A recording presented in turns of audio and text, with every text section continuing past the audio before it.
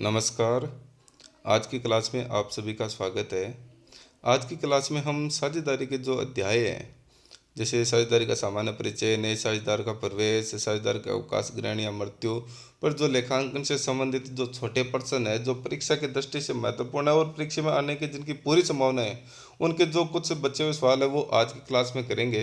देखिए, कुछ सवाल है हमने वो पिछली क्लास में कर लिए थे, वो आप वीडियो ज़रूर देखें। उसका लिंक है वो नीचे आपको डिस्क्रिप्शन में मिल जाएगा। उसमें बहुत सारे महत्वपूर्ण प्रश्न मैंने करवाए हैं, तो उन प्रश्नों को आप देखें, समझें और किस प्रकार से उनको हल किया गया है उनको ध्यान से समझें। ठीक है। और आज की क्लास में वो आप पूरी अटेंड करें, ताकि जो आज प्रश्न करवाए जा रहे हैं वो आपके अच्छे तरीके से समझ में आ जाए, और परीक्षा में जब भी ये प्रश्न आए तो आप इनको बेहतर तरीके से बिना किसी गलती के कर सकें। और इसके अलावा मैं आपको एक बात हमेशा कहता हूँ कि प्रश्न का हल करने से पहले ये जरूरी है कि प्रश्न समझ में आना चाहिए। जब भी आप किसी प्रश्न का हल करो तो प्रश्न को बड़े ध्यान से पढ़ो, और ध्यान से पढ़ने के बाद में उसका जब हल करो तो पूरा प्रश्न आपके दिमाग में रहना चाहिए, और उस प्रश्न का उत्तर है वो आप बाद में आसानी से कर सकते हैं। ठीक है ना। तो प्रश्न आपको आराम से पढ़ना है, प्रश्न को समझना है कि प्रश्न में क्या पूछा गया है, फिर प्रश्न का हल शुरू करना है। चलिए शुरू करते हैं आज की क्लास। देखिए, पहला क्वेश्चन है कि ए, बी व सी एक फर्म में साझेदार है। 1 जनवरी 2014 को ए अवकाश ग्रहण करता है। अवकाश ग्रहण की तिथि पर फर्म में उसे कुल 80,000 रुपये देने हैं। उसे यह राशि प्रत्येक वर्ष के अंत में 4 समान वार्षिक किस्तों में देने का समझौता किया गया। यदि किस्तों का 10% वार्षिक ब्याज सहित भुगतान करना है तो ए का ऋण खाता बनाइए। देखिए, साधारण सी बात है कि ए बी सी बराबर के साझेदार थे। ए अवकाश ग्रहण करता है 1 जनवरी 2014 को, और उसको दी जाने वाली राशि है वो 80,000 रुपये है। और साझेदार ये तय करते हैं कि उसको 4 समान वार्षिक किस्तों में देना है, तो 80,000 की 4 समान वार्षिक किस्त हो गई 20,000 रुपये की। और उस जो किस्त है उस पर 10% की दर से ब्याज भी भुगतान करना है। एक का ऋण खाता बनाना है। ठीक है। देखिए कि जो साझेदार के अवकाश ग्रहण करने पर जो भुगतान की विधियाँ हैं, जैसे एक मुश्त भुगतान कर सकते हैं, ऋण खाते के द्वारा भुगतान कर सकते हैं, किस्तों के द्वारा भुगतान कर सकते हैं, वार्षिकी के द्वारा भुगतान कर सकते हैं। तो इसके संबंध में मैंने क्लास पहले लगाई है, जिसमें भुगतान की समस्त विधियों का विस्तृत अध्ययन मैंने करवाया है। तो आप उन वीडियो को देखें, ताकि जो भुगतान की विधियाँ वो आपके समझ में आ जाए और अच्छे तरीके से आप इन प्रश्नों को हल कर सकें। तो उनका लिंक है वो नीचे मैं डिस्क्रिप्शन में दे दूँगा, आप वहाँ से उसको देख सकते हैं। वरना जो मेरे चैनल की प्ले लिस्ट बनी हुई है, उस प्ले लिस्ट में मैंने चैप्टर वाइज सभी वीडियो को डाल रखा है। ठीक है। तो आप वहाँ जाकर भी इनको देख सकते हैं और समझ सकते हैं। देखिए, इस प्रश्न का हल, ए का ऋण खाता बनाना है, कैसे बनाएंगे। देखिए, एज लोन अकाउंट बनाने हैं। प्रारूप हमने बना दिया। प्रारूप बनाने के बाद में सबसे पहले कि जो पूंजी खाते में इसके कितने रुपए उसके भुगतान योग्य है कि 80,000 रुपये देने हैं, तो 1/1/14 को क्रेडिट साइड में बाई एज कैपिटल अकाउंट 80,000 रुपये। ठीक है। अब किस्त का भुगतान है वो वर्ष के अंत में करना है, तो वर्ष के अंत में सबसे पहले हम भुगतान कर देते हैं डेबिट साइड में 31/12/14 को टू बैंक अकाउंट, और 31/12/14 को ही क्रेडिट साइड में हम इंटरेस्ट लगा देते हैं 10% की दर से बाई इंटरेस्ट अकाउंट 8,000 रुपये। 80,000 का 10% से कितना हो गया, 8,000 रुपये। ठीक है। अब कि जो हमने इंटरेस्ट लगाया है क्रेडिट साइड में 8,000 रुपये, और टू साइड में जब हम किस्त का भुगतान करेंगे, तो किस्त भुगतान पद्धति में आपको ये ध्यान रखना है कि किस्त के साथ ब्याज की राशि का भुगतान किया जाता है। तो किस्त तो है 20,000 रुपये की, और ब्याज हो गया 8,000 रुपये, तो कुल कितना भुगतान करेंगे, 28,000 रुपये का भुगतान करेंगे। जब वार्षिकी विधि का अध्ययन हम करते हैं तो वार्षिकी विधि में सिर्फ वार्षिकी राशि का भुगतान किया जाता है, ब्याज की राशि का भुगतान नहीं किया जाता। ये आपको ध्यान रखना है। ठीक है। तो 1/1/14 को बाई एज कैपिटल अकाउंट 80,000 रुपये, 31/12/14 को बाई इंटरेस्ट अकाउंट 8,000 रुपये, फिर 31/12 को साल के अंत में हमने किस्त चुकाई तो 20,000 रुपये किस्त, 8,000 रुपये का ब्याज, 28,000 रुपये भुगतान कर दिए, और टू बैलेंस शीट बैलेंस बच गया 60,000 रुपये। इस बैलेंस को हम 1/1/15 को फिर क्रेडिट साइड में आगे ले आते हैं। बाई बैलेंस बिटी 60,000 रुपये, 31/12 साल के अंत में हमने बाई इंटरेस्ट लगाया 10% की दर से, 60,000 का 10% 6,000 रुपये, और फिर किस्त का भुगतान करना है 31/12/15 को टू बैंक अकाउंट 20,000 रुपये की किस्त, 6,000 रुपये का ब्याज, 26,000 रुपये हमने भुगतान कर दिया, और अंतिम शेष बच गया टू बैलेंस शीट 40,000 रुपये। 40,000 को फिर आगे लिए 1/1/16 को क्रेडिट साइड में बाई बैलेंस बीडी 40,000 रुपये। 31/12/16 को इंटरेस्ट लगाया 10% की दर से बाई इंटरेस्ट अकाउंट 4,000 रुपये 40,000 का। फिर हमें किस्त का भुगतान करना है 31/12/16 को डेबिट साइड में टू बैंक अकाउंट 20,000 रुपये की किस्त 4,000 रुपये का इंटरेस्ट 24,000 रुपये का हमने भुगतान कर दिया और बैलेंस बच गया टू बैलेंस सी डी 20,000 रुपये। ठीक है, तो 3 किस्तों का भुगतान हो गया। अब चौथी किस्त का हमें भुगतान करना है। तो 1/1/17 को बाई बैलेंस बीडी बैलेंस आगे लिए 20,000 रुपये। हमने साल के अंत में इस पर इंटरेस्ट लगा दिया बाई इंटरेस्ट अकाउंट 20,000 का 10% 2,000 रुपये और कुल जितनी राशि बची है वो 31/12/17 को टू बैंक अकाउंट 22,000 रुपये का भुगतान कर दिया। इस प्रकार से ए का ऋण खाता बन गया। जो दूसरा प्रश्न है वो कहता है कि एक फर्म में ए बी व सी बराबर के साझेदार है। प्रत्येक साझेदार का अलग से क्रम से 30,000 25,000 40,000 के लिए बीमा कराया गया है। इनका प्रीमियम फर्म द्वारा चुकाया जाता है। ए की मृत्यु हो गई तथा पॉलिसी की राशि बीमा कंपनी से प्राप्त हो गई। बी व सी की पॉलिसियों का समर्पण मूल्य क्रम से 3,000 व 6,000 था। आवश्यक जर्नल प्रविष्टियां दीजिए। देखिए, साझेदारों के जीवन पर एक तो पृथक पृथक जीवन बीमा पॉलिसी ली जा सकती है और एक संयुक्त जीवन बीमा पॉलिसी ली जा सकती है। जो साझेदार का अवकाश ग्रहण या मृत्यु वाला जो अध्याय है उसमें हमें पॉलिसी का अध्ययन करना है। तो जो पृथक पृथक जीवन बीमा पॉलिसी है और संयुक्त जीवन बीमा पॉलिसी है उसके समस्त वीडियो मैंने पहले बनाए हुए हैं, क्लासें लगाई हुई है। तो आप उनमें जाकर इन सवालों को देखें, समझें कि किस प्रकार से सवाल करवाए गए हैं। उसमें बहुत सारे सवाल करवाए गए, विस्तृत रूप से मैंने करवा रखा है। तो आप उनको देखें और उनको समझें कि किस प्रकार से सवालों को हल करवाया गया है। ठीक है, तो इस प्रश्न को कैसे हल करना है। देखिए कि एबीसी साझेदार है, सबके जीवन पर कितनी पॉलिसी है 30,000 25,000 40,000। मृत्यु हुई है एक की, तो एक की बीमा राशि हमें 30,000 रुपये प्राप्त होंगे। देखिए, जब कोई साझेदार की मृत्यु हो जाती है और की जो बीमा पॉलिसी प्राप्त होती है वो सभी साझेदारों में उनके लाभ विभाजन अनुपात में बांट दी जाती है। तो सबसे पहले इसकी जनरल प्रविष्टियाँ देखें किस प्रकार से करेंगे। तो जर्नल का प्रारूप बना के ही जनरल प्रविष्टियाँ करनी है। ठीक है ना। तो सबसे पहले जो पॉलिसी की राशि प्राप्त होगी उसकी पुष्टि करेंगे। एक number bank account debit to A's policy account 30,000 रुपये। फिर 30,000 रुपये को सभी साझेदार बराबर के अनुपात में लाभ विभाजन करते हुए साझेदार है तो हम बांट देते हैं। तो A's policy account debit to A's capital to B's capital to C's capital 30,000 को बराबर बांटा 10,000 रुपये आ गए। ये तो हो गया ए की पॉलिसी का निपटारा। अब के जो बी और सी है उनकी पॉलिसी का उस दिन जो समर्पण मूल्य है वो है 6,000 और 3,000 रुपये। सॉरी, कितने? 3,000 और 6,000 है। हाँ, 3,000 और 6,000 है। बी की पॉलिसी का 3,000 और सी की पॉलिसी का 6,000 रुपये। तो देखिए, इस पॉलिसी का जब हम लेखांकन या समायोजन करेंगे तो इसमें पहले ए का हिस्सा निकालेंगे। तो बी और सी का समर्पण मूल्य हो गया 3,000 प्लस 6,000 बराबर 9,000। इसमें ए का हिस्सा हो गया 9,000 गुणा 1/3। ठीक है, तो इस पॉलिसी के समायोजन के लिए वही प्रविष्टि हमें करनी है। शेष रहे साझेदार अकाउंट डेबिट टू अवकाश ग्रहण या मृत साझेदार का पूंजी खाता। तो शेष कौन रह गए? बी रह गया और सी रह गया। तो B's capital account debit, C's capital account debit to A's capital account. A के सामने 3,000 रुपये और बी और सी का जो लाभ का अनुपात है वो बराबर है। तो 3,000 रुपये को हमने बराबर 1,500 रुपये बी और सी के कैपिटल अकाउंट में डेबिट कर दिए। इस प्रकार से हम लेखा करेंगे। कब? जब पृथक पृथक जीवन बीमा पॉलिसी ले रखी हो। तो पृथक पृथक जीवन बीमा पॉलिसी ले रखी हो तो जिस साझेदार की मृत्यु हुई है उसकी तो पूरी पॉलिसी राशि प्राप्त होगी और सभी साझेदारों में बांट देंगे। लेकिन जो जिंदा साझेदार है उनके जो समर्पण मूल्य है उन समर्पण मूल्यों में मृत साझेदार का जो हिस्सा है उसका समायोजन इस प्रकार से हम करेंगे। शेष रहे साझेदार खातों साझेदारों का पूंजी खाता डेबिट तो अवकाश ग्रहण करने वाले साझेदार का पूंजी खाता। ठीक है, चलिए अगला प्रश्न देखते हैं। देखिए, अगला प्रश्न है कि एक्स वाई व जेड साझेदार है और लाभों को 3:2:1 के अनुपात में बांटते हैं। 10 अप्रैल 2017 को एक्स की मृत्यु हो गई। वर्ष 2016 की बिक्री व लाभ क्रम से 5,00,000 व 50,000 थे। 1/1/17 से 10/4/17 तक की बिक्री 1,20,000 रुपये थी। एक्स के लाभ का हिस्सा ज्ञात कीजिए व जनरल पुष्टि कीजिए।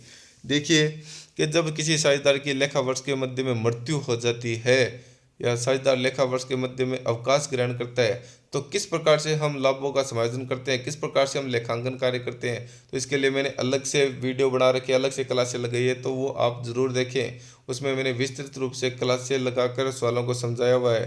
तो आप वो देखें, समझें और प्रश्नों को हल करें। ठीक है ना।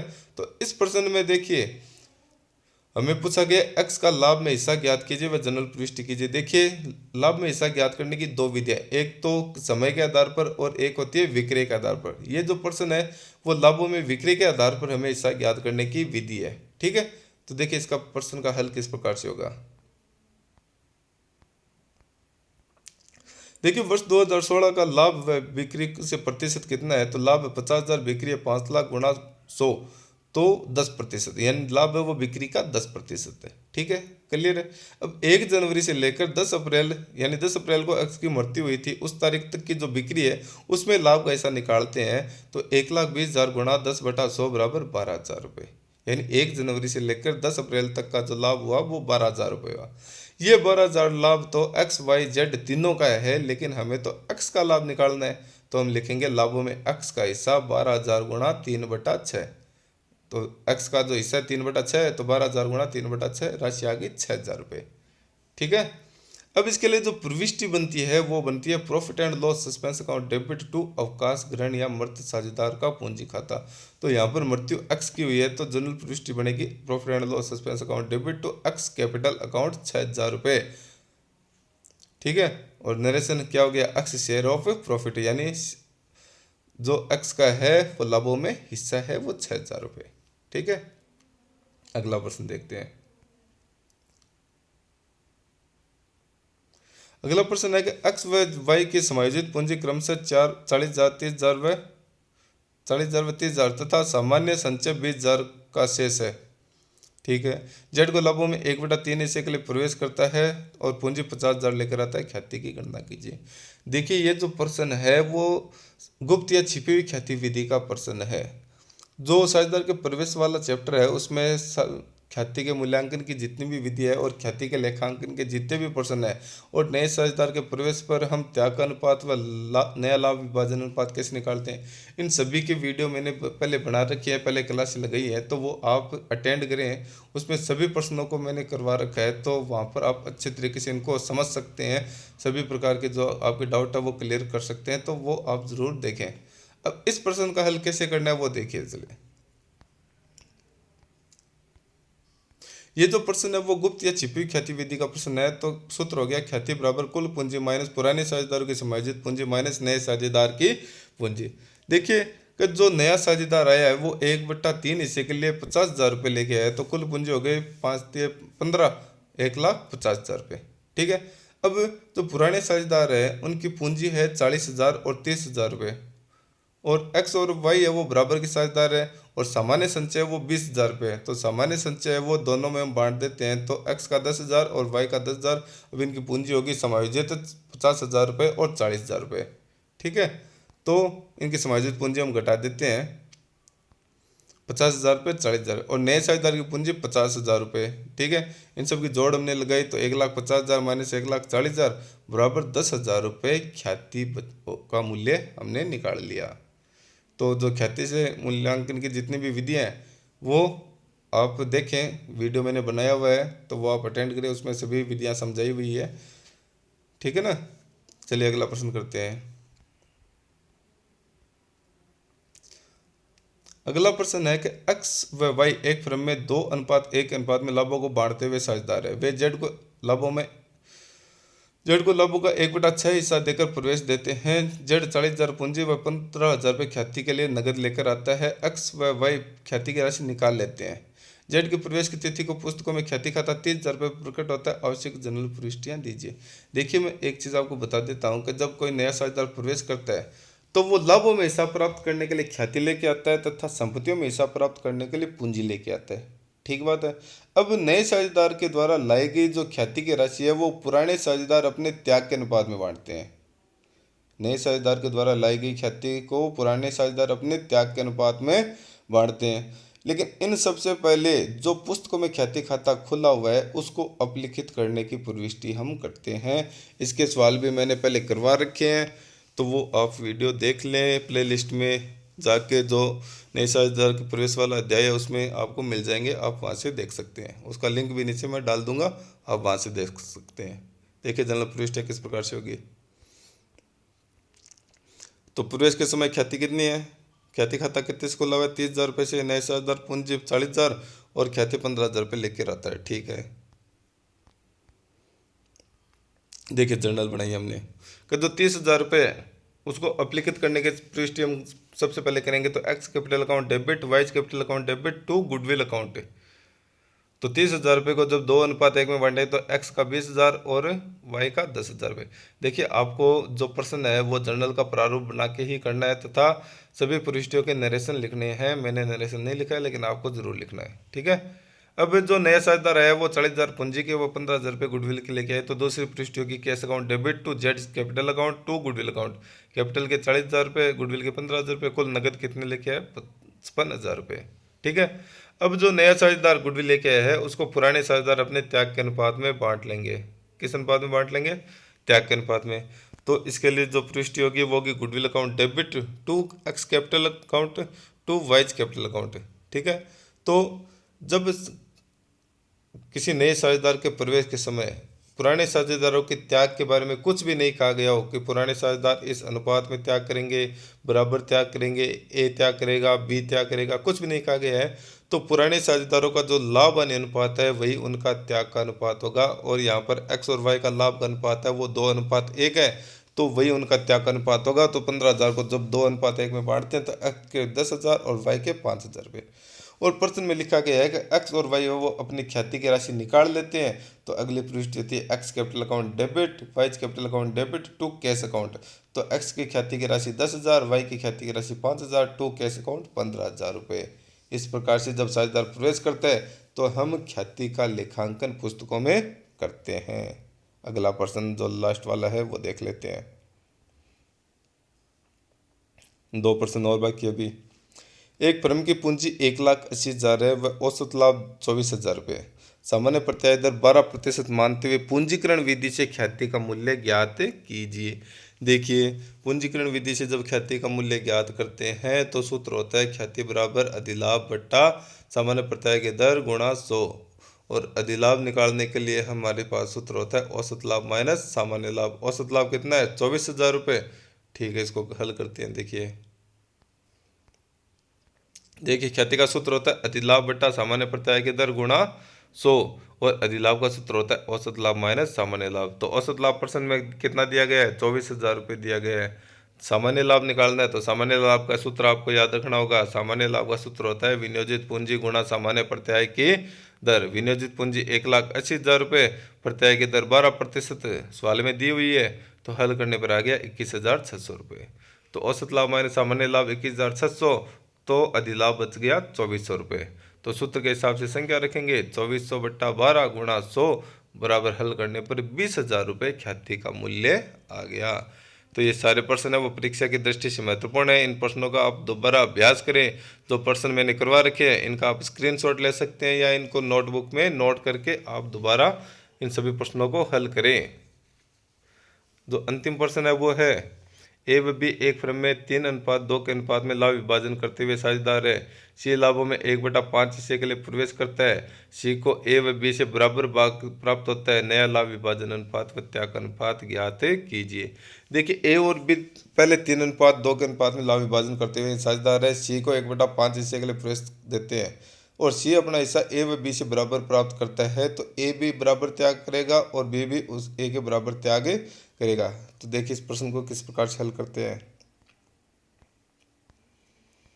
देखिए ए और बी का अनुपात है वो 3:2 है और सी का हिस्सा है वो 1/5 हिस्से के लिए, और सी अपना हिस्सा ए व बी से बराबर प्राप्त करेगा।